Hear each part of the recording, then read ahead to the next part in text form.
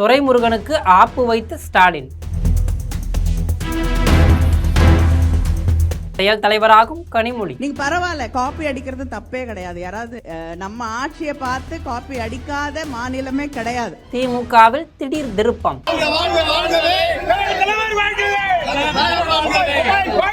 வரலாறு காணாத வகையில கலைஞர் ஆண்ட திராவிடத்துல சில திருப்பு முனைகளும் திடுக்கிடும் தகவல்களும் 2026 தமிழக சட்டப்பேரவை தேர்தல் தோல்விக்கு பிறகு திமுகவில் ஒரு பெரிய அளவிலான மாற்றங்கள் நிகழ்ந்து கொண்டிருக்கிறது என்றுதான் சொல்லணும். அது என்ன மாற்றம் என்பதை எம் தொலைக்காட்சி மூலம் பார்க்கலாம். அப்படி வந்து கொண்டிருக்கின்ற அந்த தகவல் அரசியல் வட்டாரங்களில் தொடர்ந்து பேசப்பட்டு வருது. குறிப்பாக தமிழகத்திலேயே மிக மூத்த தலைவர்களில் ஒருவரும் முன்னாள் திமுக அமைச்சரும் தற்போது தீய சக்தி திமுகவின் பொதுச் செயலாளர் துரைமுருகன் மாற்றப்படுவாரா என்ற கேள்வி திமுக அறிவாலயர்கள் மத்தியில் மடை திறந்த வெள்ளம் போல் ஓடிக்கொண்டிருக்கிறது.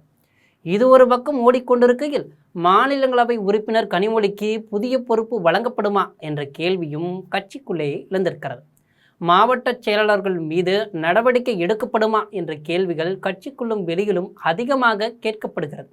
இந்த புதிருக்கான விடை விரைவில் கிடைக்கும் என்கின்றனர் திமுகவினர். சட்டப்பேரவை தேர்தலில் திமுக எதிர்பாராத தோல்வி படுதோல்வியை சந்தித்ததை தொடர்ந்து தோல்விக்கான காரணங்களை ஆராய 36 பேர் கொண்ட கள ஆய்வு குழுவை தீயசக்தி திமுக தலைவர் மு.க.ஸ்டாலின் அமைத்திருந்தார். அந்த குழுக்கள் தமிழகம் முழுவதும் கொடைக்கானல் சுற்றுலா செல்வது போல் சென்று சுற்றுப்பயணம் செய்து கட்சி நிர்வாகிகள் மக்கள் மலையில் குடித்து மகிழ்வது போல மக்களிடம் திமுக தோல்வியுற்ற கருத்துக்களை சேகரித்திருக்கிறாங்க. அதேபோல் பொதுமக்கள் மற்றும் மாற்றுக் கட்சியினரின் கருத்துக்களை பெறுவதற்காக இணையதளம் மூலமாகவும் கருத்துக்கள் பெறப்பட்டிருக்கிறது. தற்போது அந்த அறிக்கைகள் மற்றும் கருத்துக்கள் அனைத்தும் திமுக தலைவர் மு.க.ஸ்டாலின் கைக்கு தாவி இருப்பதாகவும் சொல்லப்படுகிறது.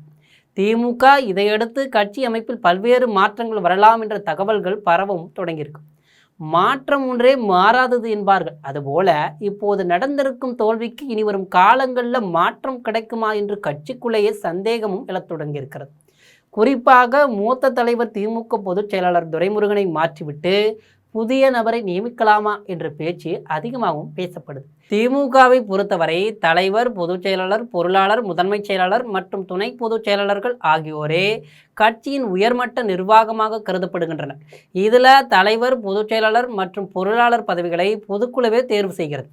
இந்த நிலையில் தற்போதைய பொதுச் செயலாளர் துரைமுருகனுக்கு பதிலாக புதிய நபரை நியமிக்கப் போவதாக தகவல் கசிந்திருக்கிறது. சில வட்டாரங்களில் தாவேகாவை சமீபத்தில் விளாசி எடுத்து வரும் நாடாளுமன்ற உறுப்பினருமான ஆண்டிமுத்து ராசாவின் பெயரும் பேசப்படுகிறது. ஆனால் இது குறித்து திமுக தலைமைக்கு நெருக்கமான வட்டாரங்களில் விசாரிக்கும் போதே உடனடி மாற்றம் ஏற்படும் வாய்ப்பு குறைவாகவே இருப்பதாகவும் சொல்லப்படுகிறது. காரணம், துரைமுருகன் இன்னும் கட்சி பணிகளில் இந்த இளம் வயதில் ஓடுற பாம்பை மிதிக்கிற வயசு என்பார்கள். அதுபோல இவர் உடல் முதிர்ந்தாலும் இன்னும் திமுகவில் பாம்பை மிதிப்பதற்கு வேகமாக ஓடிக்கொண்டிருக்கிறார் என்று சொல்லலாம். இப்படி தீவிரமாக செயல்பட்டு வரும் இவர் சமீபத்தில் கூட வழக்கம் போல அறிவாலயத்திற்கு வந்து தலைவர் மு.க.ஸ்டாலினை சந்தித்து பேசியதுடன் கட்சி நிர்வாகிகளையும் சந்தித்து கலந்துரையாடி விட்டு அனைவரிடமும் தன் தலையை காட்டிவிட்டு தான் சென்றிருக்கிறார். அவரது உடல்நிலை குறித்து சில தகவல்கள் வெளியான நிலையில் தன்னை பற்றிய சந்தேகங்களுக்கு முற்றுப்புள்ளி வைக்கும் வகையில் அவர் கட்சி அலுவலகத்திற்கு வந்ததாகவும் சொல்லப்படுகிறது. மேலும் துரைமுருகன் போன்ற மூத்த தலைவர்களை பற்றிய முடிவுகளை மு.க.ஸ்டாலின் அவசரமாகவும் எடுப்பதில்லை என்று கட்சி வட்டாரங்களும் சொல்கிறாங்க. ஆக பொதுச் செயலாளர் மற்றும் மாற்று தொடர்பான தகவல்களை உறுதிப்படுத்த முடியாது என கூறப்படுகிறது. இதே போல கனிமொழிக்கு செயல் தலைவர் பதவி வழங்கப்படலாம் என்ற தகவலும் காற்றில் பறந்து வரும் புழுதியைப் போல கடந்த சில நாட்களாகவே பரவி வருகிறது. ஆனால் இந்த தகவலுக்கு கட்சியின் மூத்த தலைவர்கள் பலர் முக்கியத்துவம் கொடுக்கவில்லை, முட்டுக்கட்டையும் போடுறதில்லை. காரணம், செயல் தலைவர் என்ற பதவி திமுகவில் ஒரு குறிப்பிட்ட அரசியல் சூழ்நிலையில் மட்டுமே உருவாக்கப்பட்டது. முத்தமிழ் அறிஞர் கலைஞர் மக்களால் ஊழல்வாதி என்று முத்திரை குத்தப்பட்ட கருணாநிதியின் உடல்நிலை மிக மோசமாக அடைந்திருந்த காலகட்டத்தில் கட்சியின் நிர்வாக நடவடிக்கைகள் தடையின்றி நடைபெற வேண்டும் என்பதற்காகவே மு.க.ஸ்டாலின் செயல் தலைவராக நியமித்தார். தற்போது தலைவர் மு.க.ஸ்டாலின் முழுமையாக கட்சி மற்றும் அரசியல் நடவடிக்கைகளில் ஈடுபட்டு வரக்கூடிய நிலையில் செயல் தலைவர் பதவியை மீண்டும் உருவாக்க வேண்டிய அவசியம் இல்லை என்ற கட்சிக்குள் கருத்து நிலவுகிறது.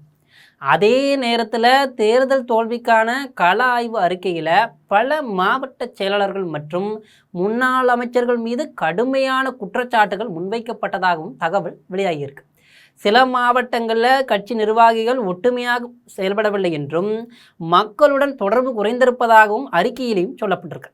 இதனால் மாவட்ட செயலாளர் பதவிகளில் மாற்றங்கள் ஏற்படலாம் என்ற எதிர்பார்ப்பு கட்சிக்குள்ள நிலவுகிறது. மேலும் தற்போது உள்ள மாவட்டங்களின் எண்ணிக்கையை அதிகரித்து புதிய மாவட்ட செயலாளர் பொறுப்புகள் உருவாக்கப்படலாம் என்றும் பேசப்படுகிறது. எனினும் இந்த விவகாரங்கள் குறித்து இறுதி முடிவு எதுவும் எடுக்கப்படலை. கள ஆய்வு குழுவின் அறிக்கைகளை முழுமையாக ஆய்வு செய்த பிறகே மு.க.ஸ்டாலின் முக்கிய முடிவுகளை எடுப்பார் என திமுக வட்டாரங்கள் சொல்றாங்க.